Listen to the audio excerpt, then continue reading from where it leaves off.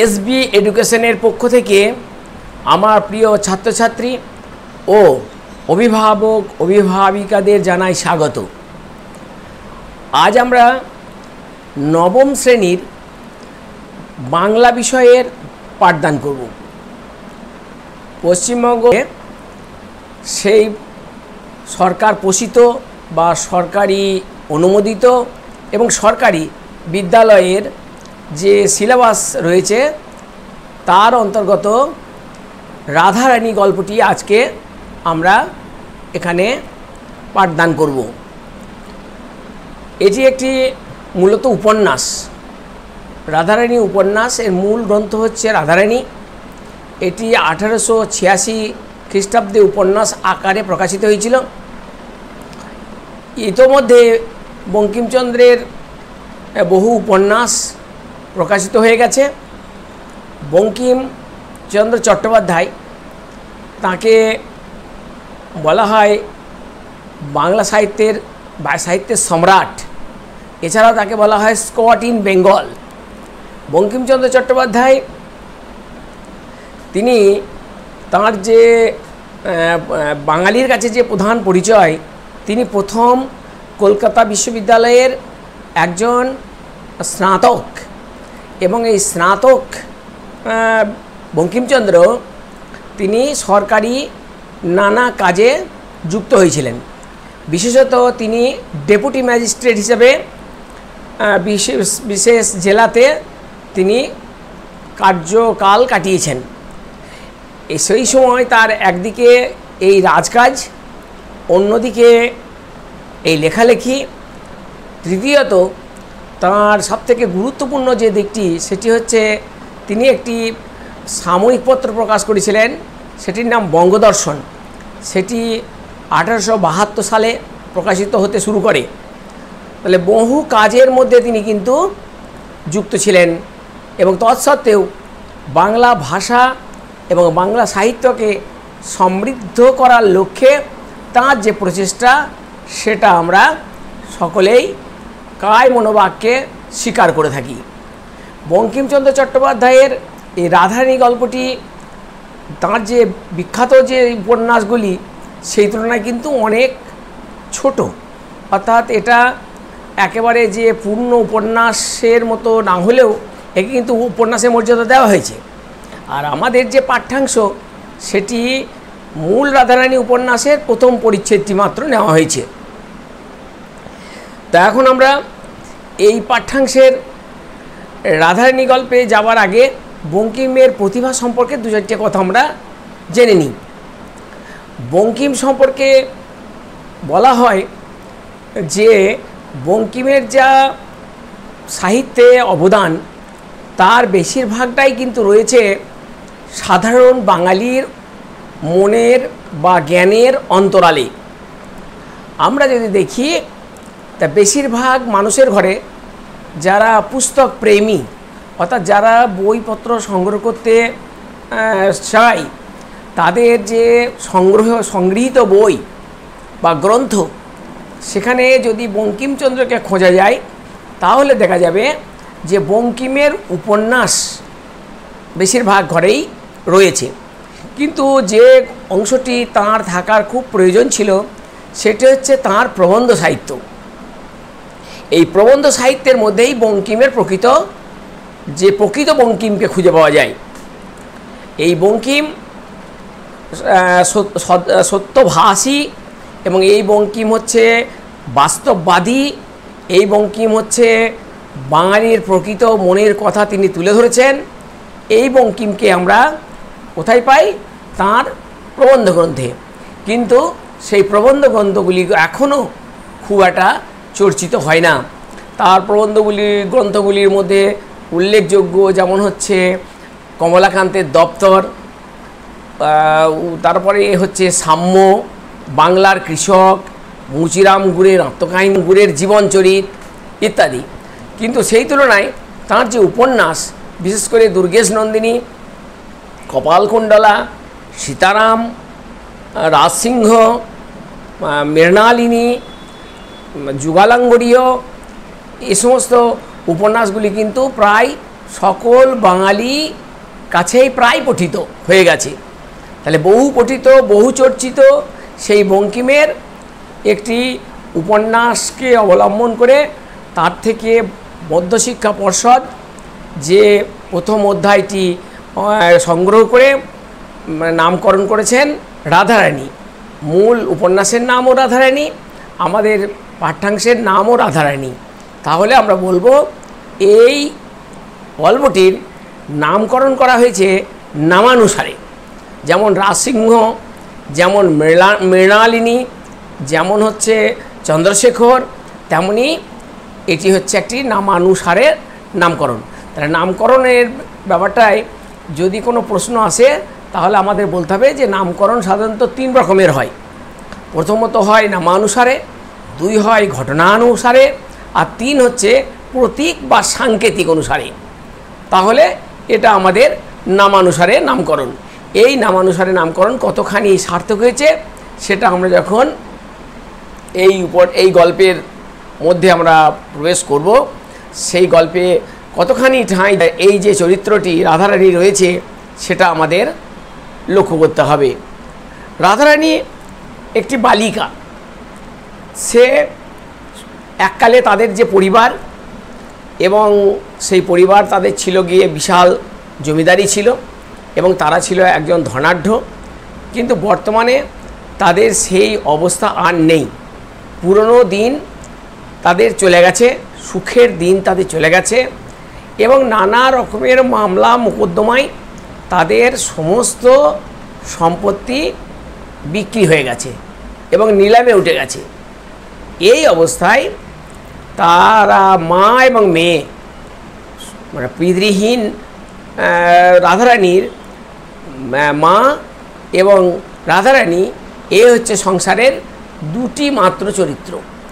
এই 2 চরিত্রের মধ্যে যে সাধারণ যে বিষয় যেটুকু দরকার, যেমন হচ্ছে তাদের পোশাক, তাদের খাদ্য, তাদের বাসস্থান, এ সবগুলিই তাদের ক্ষেত্রে কিন্তু করায়ত্তের বাইরে। অর্থাৎ অর্থাভাব তাদের জীবনটাকে যেন একেবারে মলিন করে রেখেছে। এই মলিনতার মধ্যেও রাধারানীর যে নিজস্বতা, তার যে স্বকীয়তা এবং তার যে প্রচেষ্টা, এগুলো কিন্তু গল্পকার বা তথাকথিত উপন্যাসকার তুলে ধরতে অক্ষম হননি। তাকে এমনভাবে চিত্রণ করেছেন যে ওই অল্প বয়সের মেয়ের মধ্যেই রয়েছে তার যে সংসার প্রতিপালনের যে দায় এবং ভবিষ্যতে মা এবং মেয়ের যে খাদ্যের সংস্থান, এ বিষয়ে সে যথেষ্ট সচেতন। এই এক সময় ইতোমধ্যেই রাধারানীর মা অসুস্থ হয়ে পড়ে। এই অসুস্থ হওয়ার পর কি হয় না, তাকে যথেষ্ট পথ্য এবং খাদ্য এবং ঔষধ এসবের সংস্থান করার জন্য রাধারানী যখন সচেষ্ট হচ্ছে, সে সময়ই চলছে বা এসে গেছে বা এই গল্পের যেখানে হচ্ছে মোড় ঘুরেছে সেটি হচ্ছে রথযাত্রার মেলা। এই রথযাত্রার মেলাটি শ্রীরামপুরের কাছে মাহেশে মাহেশের যে রথযাত্রা, এটা ভারতের মধ্যে একদম পুরীর জগন্নাথ দেবের রথযাত্রার পরেই বিশেষ করে পশ্চিমবাংলার মানুষ এই রথযাত্রাতে অংশগ্রহণ করে। তা সেই রথযাত্রায় সে ভেবেছে যে কিছু বনফুলের মালা তৈরি করে সেই রথযাত্রায় বিক্রি করে তার থেকে যে অর্থ উপার্জন করা হবে, সেই অর্থে তার সংসারের প্রতিপালন এবং মায়ের চিকিৎসা, মায়ের পথ্য, মায়ের খাদ্য ইত্যাদি জোগাড় করতে হবে। এখন লেখক শুরু করেছেন এইভাবে। রাধারানী নামে এক বালিকা মাহেশের রথ দেখিতে গিয়াছিল। তাহলে রাধারানী শুরু হচ্ছে যে সে মাহেশের রথযাত্রায় যাচ্ছে। বালিকার বয়স 11 পূর্ণ হয় নাই। আমরা জানি বঙ্কিমের সময়ে তখন এই যে আমাদের বাঙালির যে বা আমাদের যে ভারতীয় যে সমাজ ব্যবস্থা, সেই সমাজ ব্যবস্থাতে বাল্যবিবাহ এবং বহু বিবাহ মতো কুসংস্কার ছিল। তা একাদশ বর্ষিয়া মানে মাত্র 11 বছরও পূর্ণ হয়নি, সেই 11 বছর যে মেয়েটির বয়স পূর্ণ হয়নি সে কি করছে না ঘরের যে সমস্যা সে সমস্যা নিজ স্কন্ধে গ্রহণ করেছে। তাকে বলা হয়েছে অবস্থা পূর্বে ভালো ছিল, বড় মানুষের মেয়ে, কিন্তু তাহার পিতা নাই। তাহার মাতার সঙ্গে একজন জ্ঞাতির একটি মোকদ্দমা হয়। মোকদ্দমা মানে মামলা হয়, অর্থাৎ যেটা কোর্টে গিয়ে আসামি এবং বাদী পরস্পরের হয়ে উকিলেরা সওয়াল করে এবং সওয়াল করার পর মহামান্য বিচারপতি রায় ঘোষণা করেন এবং সেই রায় ঘোষণাতেই সর্বনাশ হয়ে গেল আমাদের রাধারানী। কি হলো না মোকদ্দমাটি বিধবা হাইকোর্টে হারিল। তাহলে নিম্ন কোর্ট থেকে উচ্চ কোর্ট, সেই উচ্চ কোর্টে গিয়ে রাধারানীর মা সেই যে আত্মীয়র সঙ্গে যে মামলা চলছিল সেটাতে পরাজিত হলো। আর সে হারিবা মাত্র ডিগ্রিদার জ্ঞাতি ডিগ্রি জারি করিয়া ভদ্রাসন হইতে উহাদিগকে বাহির করিয়া দিল। এখানে ইম্পর্টেন্ট শব্দ হচ্ছে ভদ্রাসন। ভদ্রাসন মানে হচ্ছে বসতবাটি, ওটা যেটা তাদের ছিল পূর্বপুরুষের বাসগৃহ, তা সেখান থেকে তাদের তাড়িয়ে দিল। যে মামলায় জিতেছে সেই লোকটি প্রায় 10 লক্ষ টাকার সম্পত্তি। 10 লক্ষ টাকার সম্পত্তি আজকের বাজারে যারা অন্তত আমার যদি অভিভাবিকাগণ এই ভিডিও দেখেন তাহলে তারা বলবেন কি এমন টাকা। এখন তো টাকা অনেকটা খোলামকুচির মতো হয়ে গেছে। হ্যাঁ, যদিও সেটা সবার হাতে নয়, তবে একটা শ্রেণীর হাতে বহু টাকা, লক্ষ লক্ষ কোটি কোটি টাকার আমরা গল্প প্রায় শুনতে পাই। কিন্তু সে যুগে এই 10 লক্ষ টাকার যে পরিমাণ কত সেটা আমি একটা ছোট্ট উদাহরণ দিলেই আপনারা অনুমান করতে পারবেন। যেমন আমি সেটা বেশি দিনের নয়, 1954 সালের আগের কথা বলছি, অর্থাৎ ভারত স্বাধীন হয়েছে তার কয়েক বছর পরে জীবনানন্দ দাশ তিনি একটি কলেজের অধ্যাপক ছিলেন এবং সেই অধ্যাপকের মাইনে ছিল 190 টাকা। তাহলে একজন অধ্যাপকের মাইনে বা বেতন যদি 190 টাকা হয়, সেখানে এই 10 লক্ষ টাকা যে কত টাকা আজকের বাজার মূল্যে সেটা অনুমান করা বেশ কঠিন। তা সেই টাকার সম্পত্তি তাদের কাছ থেকে কেড়ে নেওয়া হলো। এছাড়াও খরচা এবং ওয়াসিলাতে দিতে নগদ যা ছিল তাহাও গেল। যে টাকাটা তার মা একটু একটু করে জমিয়ে রেখেছিল সেগুলোও তাদের দিয়ে দিতে হলো। যেহেতু তারা হেরেছে, সুতরাং তাদের এই হারের জন্য এই টাকাটাও তাদের দিতে হলো।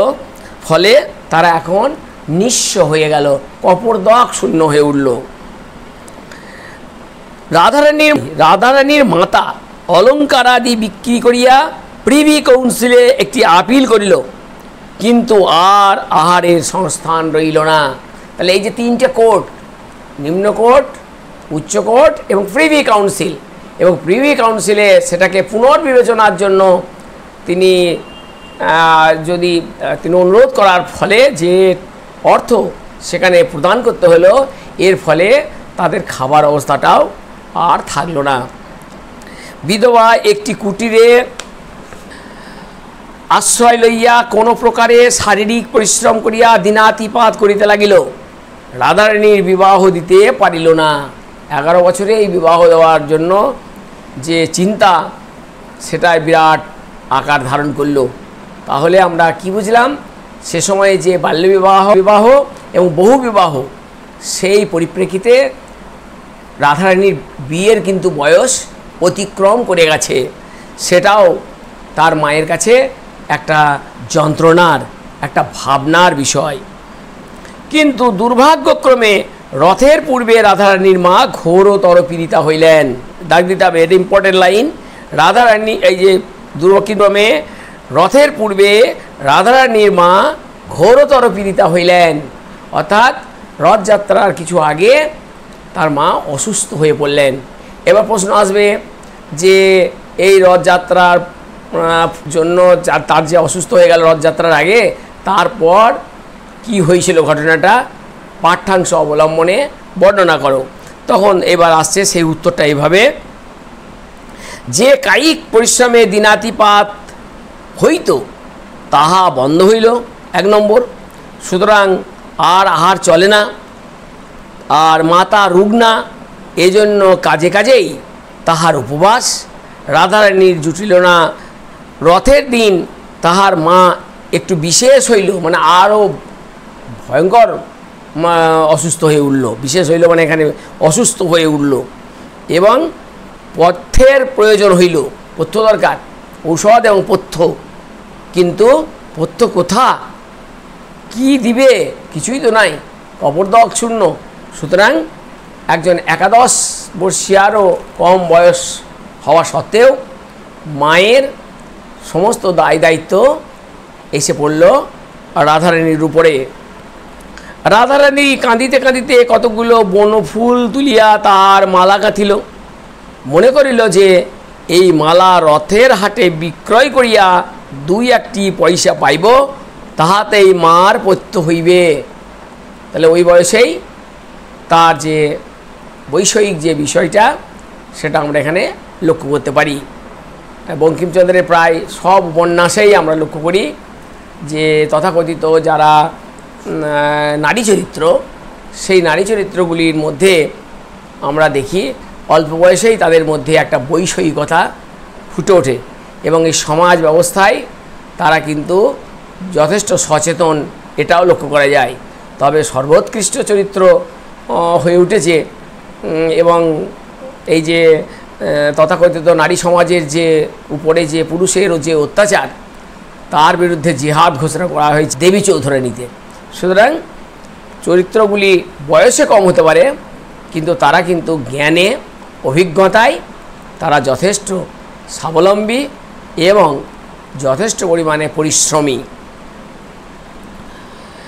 কিন্তু রথের টান অর্ধেক হইতে না হইতেই বৃষ্টি আরম্ভ হইল।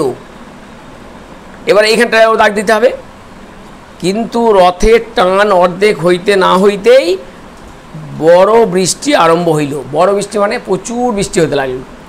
আর এই রথযাত্রায় এমনিতেই বৃষ্টি হয়, কারণ ওটা আষাঢ় মাসে হয়, আর সেই আষাঢ় মাসের বৃষ্টি তো প্রায় কমন, কারণ হচ্ছে আষাঢ় এবং শ্রাবণ এই 2 মাস নিয়ে আমাদের বর্ষাকাল হয়। সুতরাং এই রথযাত্রাতে, সেই দিনের সেই রথযাত্রাতে কী হলো না, রাধারানী তার যে ফুলের মালা বিক্রি করতে গিয়ে বৃষ্টির জলে কাদাতে একবারে পর্যুদস্ত হয়ে যাচ্ছে, সেটা এবার বর্ণনা করা হবে। বৃষ্টি দেখিয়া লোক সকল ভাঙিয়া গেল, মালা কেহ কিনিল না। রাধারানী মনে করিল যে আমি একটু না হয় ভিজিলাম, বৃষ্টি থামিলেই আবার লোক জমিবে। কিন্তু বৃষ্টি আর থামিল না, লোক আর জমিল না। সন্ধ্যা হইল, রাত্রি হইল, বড় অন্ধকার হইল। অগত্যা রাধারানী কাঁদিতে কাঁদিতে ফিরিল। ভেরি ইম্পর্ট্যান্ট লাইন, এটাও আন্ডারলাইন করতে হবে। অগত্যা রাধারানী কাঁদিতে কাঁদিতে ফিরিল। অর্থাৎ এই যে ফিরিল মানে তিনি রাধারানী ওই মাহেশের মেলা থেকে নিজের বাড়িতে ফিরে আসতে শুরু করলো, এরকম একটা বর্ণনা করা হয়েছে। আর আমরা সবাই জানি যে বঙ্কিমচন্দ্রের যে ভাষা, সেটা হচ্ছে সাধু ভাষা, এবং এর যে গম্ভীর চাল, সেটা আমরা সকলেই জানি। এবং এছাড়াও তার ভাষার মধ্যে আছে যে শব্দগুলো, সে শব্দগুলো যথেষ্ট অভিধান ঘেঁটে তার সমার্থক শব্দ বা অর্থ আমাদের খুঁজতে হয়। সুতরাং এখানে তেমন কোনো শক্ত শব্দ নেই। অগত্যা মানে আর কোনো গতি না দেখে রাধারানী কাঁদতে কাঁদতে ফিরল। অন্ধকার, পথ কর্দমময়, পিচ্ছিল, কিছুই দেখা যায় না। তাহাতে মুষলধারে শ্রাবণের ধারা বর্ষিতেছিল। এখানে শ্রাবণের ধারা বলতে শ্রাবণ মাস নয়, আর যখন প্রচুর বৃষ্টি হয় তখন আমরা বলি যে এটা শ্রাবণের ধারা। শ্রাবণের যে অজস্র বাড়িপাত হয়, একটানা যে বৃষ্টি হয়ে যায়, তার সঙ্গে অন্যান্য মাসেও যখন একটানা বৃষ্টি হয় তাকে আমরা তুলনা করি। সুতরাং শ্রাবণের এই যদি ধারা বইতে থাকে তাহলে মানুষ রথের মেলা দেখবেই বা কী করে, আর এই রাধারানীর মালা বিক্রি হবেই বা কী করে, আর কীভাবেই তার সংসারের জন্য পয়সা সংগ্রহ হবে। মাতার অন্নাভাব মনে করিয়া তদাপেক্ষা রাধারানী চক্ষু বাড়ি বর্ষণ করিতেছিল। তাহলে উপর থেকে বৃষ্টি হচ্ছে, আকাশ থেকে মেঘ থেকে বৃষ্টি হচ্ছে, আবার এদিকে রাধারানীর অশ্রু বিসর্জন হচ্ছে। তাহলে একদিকে বৃষ্টিপাত, অপরদিকে বাড়িপাত, এই দুয়ে মিলে যেন একটা জলপ্রপাত তৈরি হয়ে যাচ্ছে। অর্থাৎ আমরা বলবো যে দুঃখের যে পরিবেশ, সেই পরিবেশটিকে অত্যন্ত ঘনঘটাপূর্ণভাবে পরিবেশন করার জন্য বৃষ্টির জলের সঙ্গে অশ্রুপাতের যে জল তাকে মিশিয়ে দিয়ে সাহিত্য সম্রাট বঙ্কিমচন্দ্র পরিবেশটিকে সুন্দরভাবে রচনা করার চেষ্টা করেছেন। বৃষ্টি থামিলেই আছাড় খাইতেছিল, কাঁদিতে কাঁদিতে উঠিতেছিল, আবার কাঁদিতে কাঁদিতে আছাড় খাইতেছিল। দুই গণ্ড বিলম্বী ঘন কৃষ্ণ অলকাবলী বহিয়া কবরী বহিয়া বৃষ্টির জল পড়িয়া ভাসিয়া যাইতেছিল। এখানে কতগুলি শব্দ আছে, যে শব্দগুলি আমাদের অর্থ জেনে নিতে হবে। যেমন এখানে যে দুই গণ্ড বিলম্বী, গণ্ড মানে আমাদের যে চোখের পরের যে অংশটা, সেই অংশটাকে গণ্ড বলে। অর্থাৎ যেটা গাল বেয়ে যে বৃষ্টির আমাদের যে চোখের জল বেরোয় বা বৃষ্টির জল মাথা থেকে গাল বেয়ে যেটা নামে সেই গাল, তাহলে গণ্ড বিলম্বী। ঘন কৃষ্ণ অলকাবলী, অলকাবলী মানে চুল, তার যে ঘন কৃষ্ণ খুব কালো রঙের এবং ঘন যে চুল, সেখান থেকেও বৃষ্টি, অর্থাৎ মাথার উপরে যে চুল বৃষ্টি পড়ছে সেটাও চুল বেয়ে নেমে আসছে। তাহলে একদিকে আসছে গাল বেয়ে, একদিকে চুল বেয়ে। আর বহিয়া, আর কবরী বহিয়া, কবরী মানে খোঁপা, তাহলে একদিকে চুল থেকে আসছে, আবার খোঁপা থেকে আসছে। এবার বৃষ্টির জল পড়িয়া ভাসিয়া যাইতেছে, চারিদিকে যেন একটা জলে জলময়। তথাপি রাধারানী সেই 1 পয়সার বনফুলের মালা বুকে করিয়া রাখিয়াছিল, ফেলে নাই। যতই কষ্ট হোক, যতই দুর্দিন আসুক, তবু কিন্তু তার যে লক্ষ্য, সেই লক্ষ্য হচ্ছে বনফুলের মালা বিক্রি করে তাকে অর্থ সংগ্রহ করতে হবে, আর এই অসংগৃহীত অর্থ দিয়ে তার মায়ের পথ্য, ঔষধ এবং অন্নাভাব দূর করতে হবে। সেই জন্য সেই মহার্ঘ বনফুলের মালা সে সযত্নে আঁকড়ে রেখেছিল। এমতো সময় অন্ধকারে অকস্মাৎ কে আসিয়া রাধারানীর ঘাড়ের উপর পড়িল। রাধারানী এতক্ষণে উচ্চস্বরে ডাকিয়া এক্ষণে উচ্চস্বরে কাঁদিল। তাহলে এখানে বিসর্গ যোগ করা আছে। আর শুধু যে সাধু বাংলা শুধু তাই নয়, সেই সাধু গদ্যের সঙ্গে তিনি সংস্কৃত যে তার যে ভাবধারা, সেই বিসর্গের যে সংযোগ, সেগুলোও তিনি করেছেন। অর্থাৎ যাকে বলে আড়ম্বরপূর্ণ, জাঁকজমকপূর্ণ শব্দ, যে তখন সে কাঁদেনি কিন্তু এখন সে কেঁদে উঠল, কারণ তার ঘাড়ের উপরে এসে একজন মানুষ পড়েছে। এবার দেখা যাক কিভাবে তাদের পরিচয় হচ্ছে। যে ঘাড়ের উপর আসিয়া পড়িয়াছিল সে বলিল, কে গা তুমি কাঁদো? আন্ডারলাইন ইট। কে গা তুমি কাঁদো? প্রশ্ন আসবে বক্তাকে, কাকে বলেছে, বক্তা শ্রোতা কেন কাঁদছে, তারপর কি হলো, এরকম বড় 5 নম্বরের প্রশ্ন হতেই পারে। সে পুরুষ বলিল, তুমি কোথা গিয়াছিলে? তাহলে সেটা মহিলা নয়, পুরুষ। যে ওর ঘাড়ে পড়েছিল সে হচ্ছে পুরুষ। পড়ার নিশ্চয়ই কারণ বোঝা যাচ্ছে, পথ পিচ্ছিল কর্দমাক্ত, এদিকে বৃষ্টি অন্ধকার, ফলে তাকে তার যে পদ বিক্ষেপ ঘটেছে, শুধু পদ বিক্ষেপ নয়, সে পতিত হয়েছে। সেই পতিত হয়েছে সে একেবারে রাধারানীর উপরে, এবং সে প্রশ্ন করছে যে তুমি কে এবং তুমি কি করতে এখানে এসেছিলে।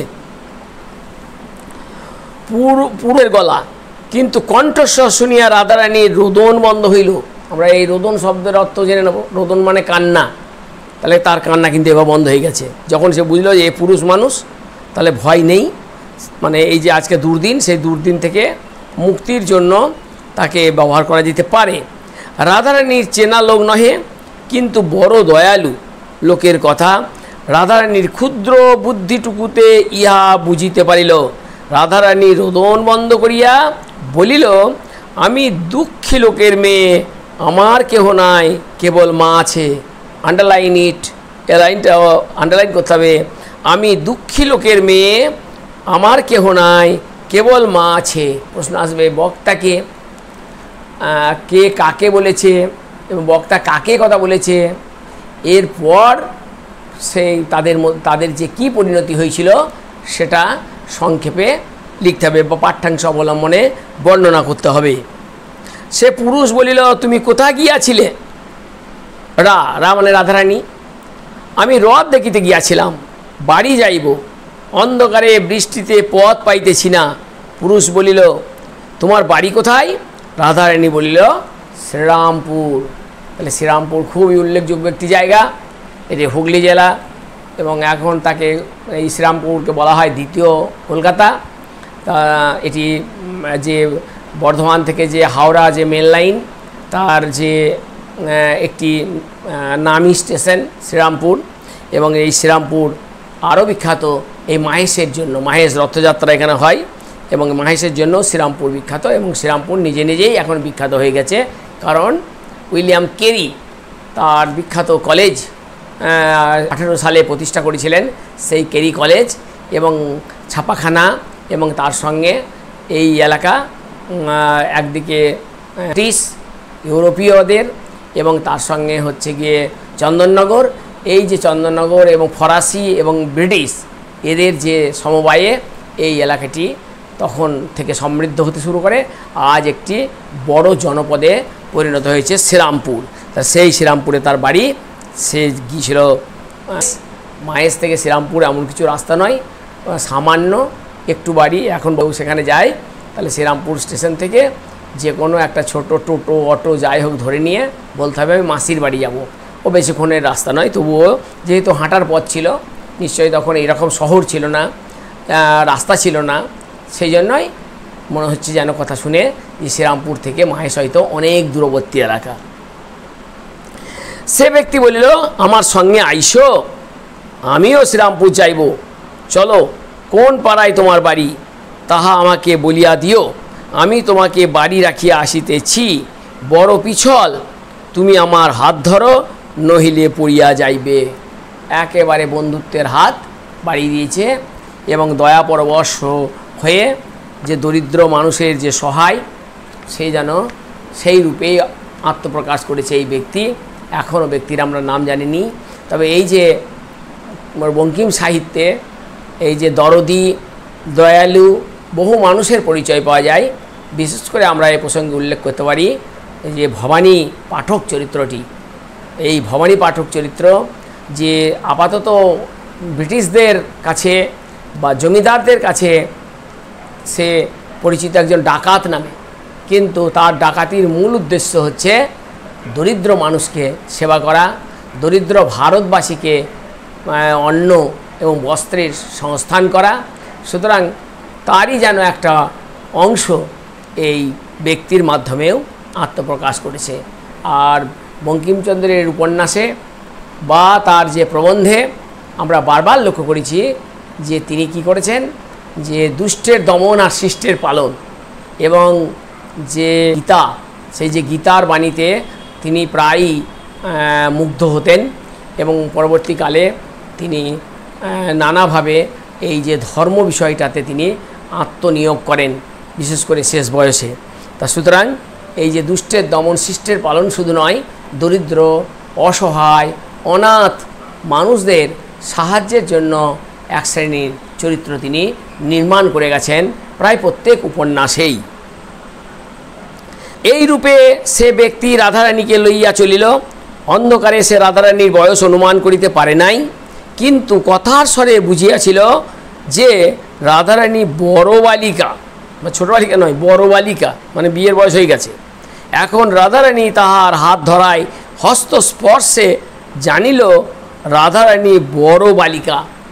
এখন এই যে বিষয়টি আমরা লক্ষ্য করি যে 11 বছরের যার বয়স পৌঁছায়নি তাকে সেই যুগে একটা স্বয়ংসম্পূর্ণ যে নারী সেভাবেই দেখা হতো।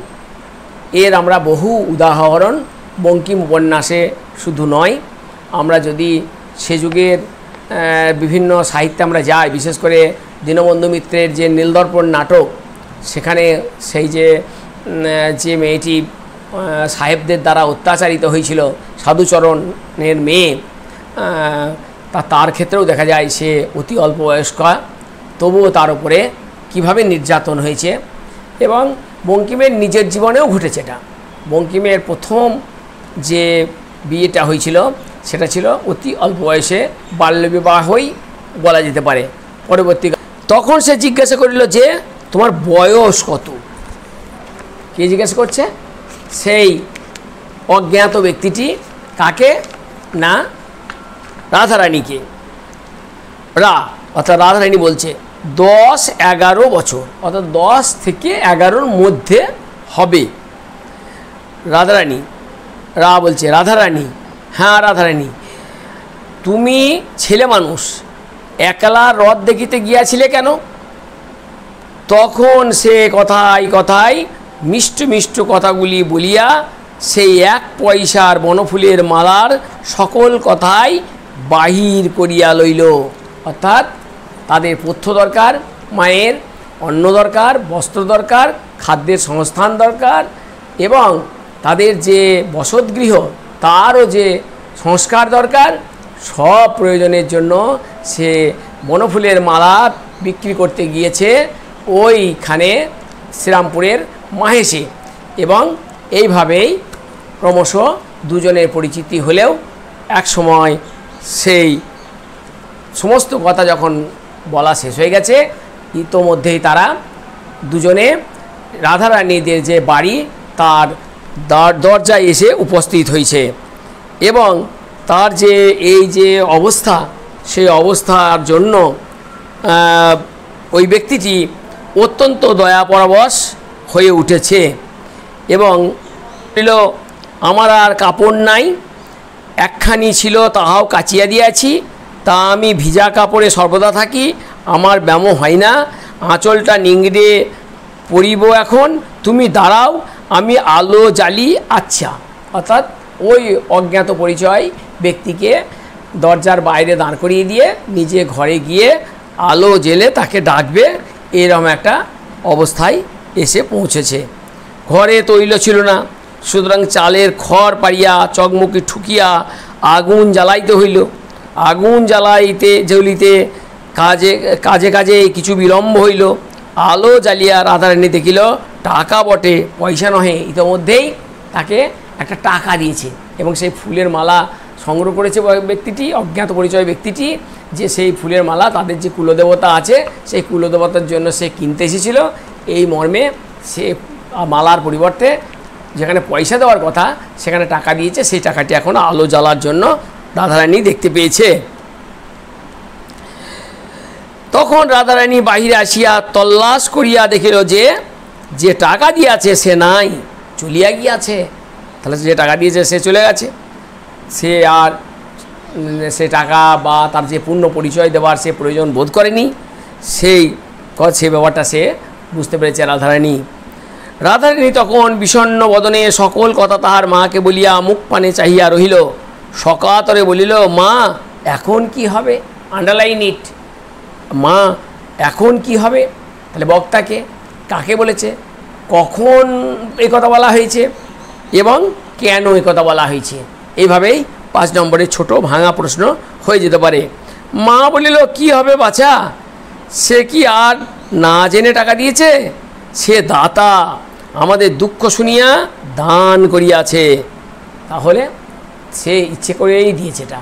এই টাকাটা রাধারানীদের যে অবস্থা, সেই অবস্থা থেকে রক্ষা করার জন্য দয়াপরবশ হয়ে এই টাকা দান করেছে। সেটা তার মা স্থির জানতে পেরেছে, সেখানে কোনো ভ্রম নেই, ভুল নেই। আমরাও ভিখারি হইয়াছি, দান গ্রহণ করিয়া খরচ করি। সুতরাং মা বুঝতে পেরেছে তিনি স্বয়ং ভগবান হয়ে এসে আমাদের পাশে দাঁড়িয়েছেন এবং আমাদের দুঃখ দেখে তিনি এইভাবে অর্থ প্রদান করেছেন। শুধু অর্থ প্রদান করেই তিনি ক্ষান্ত হননি, কিছুক্ষণ পরেই দেখা গেল তাদের যে পাড়ার যে কাপড়ের দোকানের মালিক পদ্মলোচন সে উপস্থিত, কি না সঙ্গে শাড়ি নিয়ে উপস্থিত। হ্যাঁ, কী শাড়ি? এক জোড়া নতুন কুঞ্জদার শান্তিপুরের কাপড় হাতে করিয়া আনিয়াছিল। এখন দ্বার খোলা পাইয়া তাহা রাধারানীকে দিল, বলিল, রাধারানীর এই কাপড়। হঠাৎ যেন মানে আকাশ থেকে যেন পুষ্পবৃষ্টি হচ্ছে, অর্থাৎ কে যেন তাদের বর দিয়েছে, মানে যা মানে অসম্ভব অভাবিত সেই ঘটনা ঘটছে। যাদের একটিমাত্র কাপড়, যাদের খাদ্য নেই, পথ্য নেই, তাদের টাকা দিয়েছে। এবং যে কাপড়ের দোকানওয়ালা পদ্মলোচন, সে একজোড়া ভালো দামি কাপড় এনে বলেছে এটা নাকি রাধারানীর কাপড়। মানে এ তো বলে স্বর্গ যেন সাধারণ বলছে। বলি, সেই বাবুটিকে চেনো? পদ্মলোচন বলল, তোমরা চেনো না রাধারানী? না। পদ্মলোচন, আমি বলি তোমাদের কুটুম্ব, তাই চিনি না।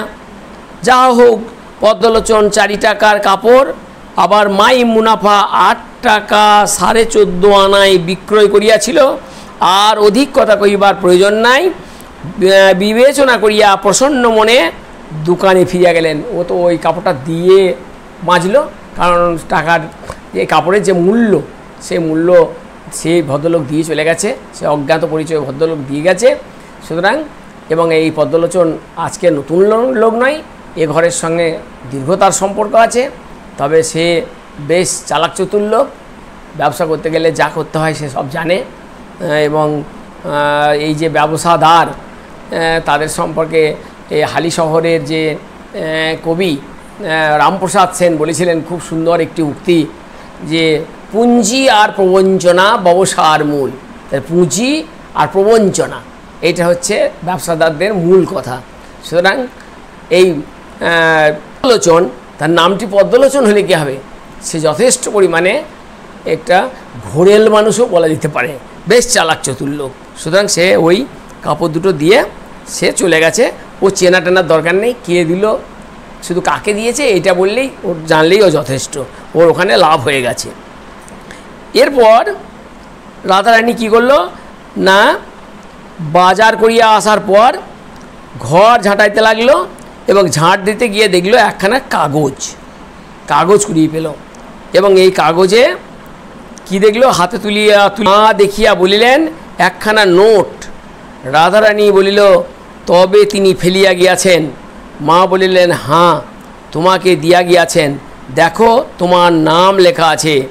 রাধারানী বড় ঘরের মেয়ে, একটু অক্ষর পরিচয় ছিল, সে পড়িয়া দেখিল তাই বটে, লেখা আছে।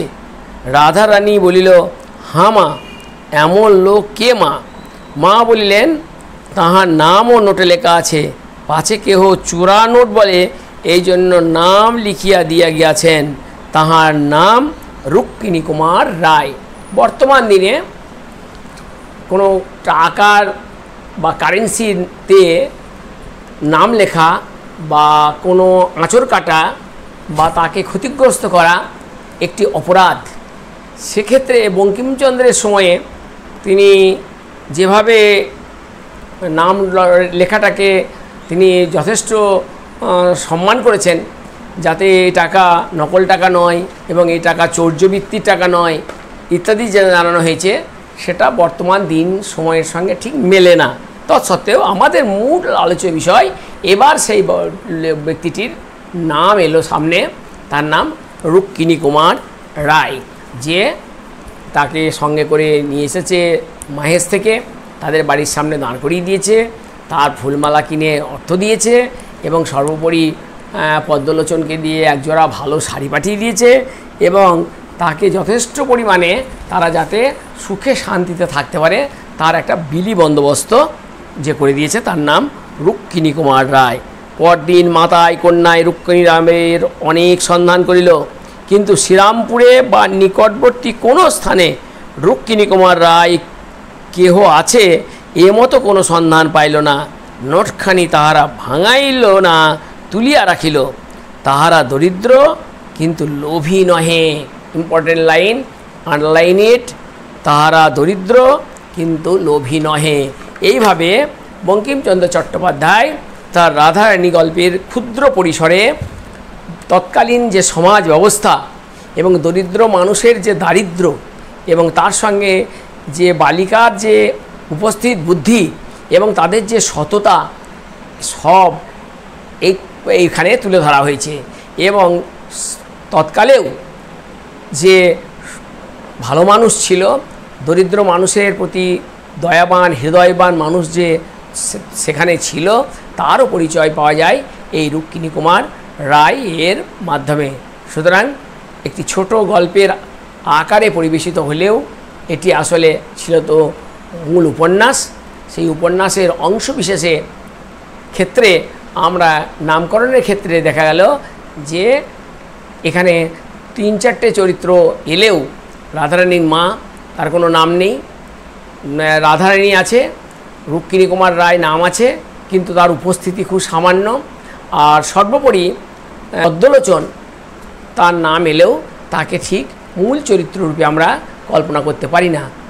তাই নামকরণের ক্ষেত্রে আমরা বলতেই পারি যে রাধারানীর নামকরণ যথার্থ হয়েছে, কারণ রাধারানী এ গল্পের মূল এবং রাধারানীর জন্যই বাকি 3টি চরিত্র বিবর্তিত হয়েছে এবং রাধারানীও ক্রমশ আপন যে গল্পের যে চূড়ান্ত দিকে সে অগ্রসর করার ক্ষেত্রে সেই যেন প্রধান ভূমিকা অবলম্বন করেছে। সব দিক দিয়ে আলোচনা করতে গেলে আমরা বলতে পারি বঙ্কিমচন্দ্রের এই যে ছোট্ট পাঠ্যাংশটি এটি যথার্থ সার্থক হয়েছে এবং তথাকথিত নবম শ্রেণীর ছাত্রছাত্রীর দিকের ক্ষেত্রে শুধু ভাষা জ্ঞান, শুধু বিষয় জ্ঞান নয়, তার সঙ্গে তৎকালীন যে সমাজ জীবন, যে পরিবেশ, দরিদ্র মানুষের যে যন্ত্রণা, সেই যে বিষয়টিও অর্থাৎ সমাজ সচেতনতাও তারা এখান থেকে শিখবে। এইভাবেই আমরা আজকে এই বঙ্কিমচন্দ্র চট্টোপাধ্যায়ের রাধারানী গল্পটির সমাপ্তি ঘোষণা করছি। ভালো থাকবে।